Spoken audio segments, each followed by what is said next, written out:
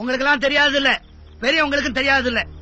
இந்த நாட்டிலேயே இந்த ஒத்த கூட்டத்துக்கு தாய் மாமங்கிற உரிமையும் பெருமை இருக்கு. ஒரு காலத்துல இந்த மண்டை காக்கிறதுக்காக சண்டை போன நம்ம பையக பொண்டாட்டி பிள்ளைய யார நம்பி விட்டுட்டு போனாங்க? அவன் அண்ணன் நம்பி விட்டுட்டு போகல, அவன் தம்பியை நம்பி விட்டுட்டு போகல, ஏன் பெத்த அப்பனை நம்பி கூட விட்டுட்டு போகல. அவன் பிறந்த வீட்டுல அவங்க அண்ணன் நம்பி விட்டுட்டு போனான். ஏன் சண்டைக்கு போன பையன் வராம செத்து போயிட்டான்னு வச்சுக்க, அவனுக்கு அப்பனாவும் அவன் பெத்த பிள்ளைக்கு தாய் மாமனாவும் இருந்து கடைசி வரைக்கும் கட்டி காப்பாத்துவாங்கிற நம்பிக்கை இருந்தாயா?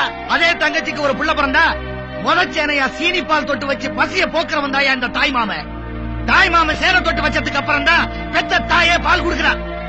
அந்த பிள்ளைக்கு ஒரு காது குத்துனா தான் மடியில உட்கார வச்சு சீர் செஞ்சு அதுக்கு இருக்க இடம் கொடுக்கறவன் தாயா தாய் மாம.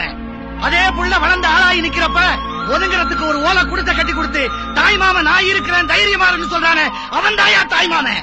அதே தங்கச்சிக்கு கூன் குருடு நொண்டின்னு ஒரு புள்ள பிறந்துட்டா இந்த ஊர்ல இருக்க ஒரு பயில் கட்டிக்க மாட்டான். அத ஒரு சுதந்திர பொண்ணா நினைச்சு தான் மகனுக்கு உரிமை எடுத்து கட்டி வச்சு காத்து தான் உயிரே குடுக்கிறவன் தாயா தாய் மாமன்.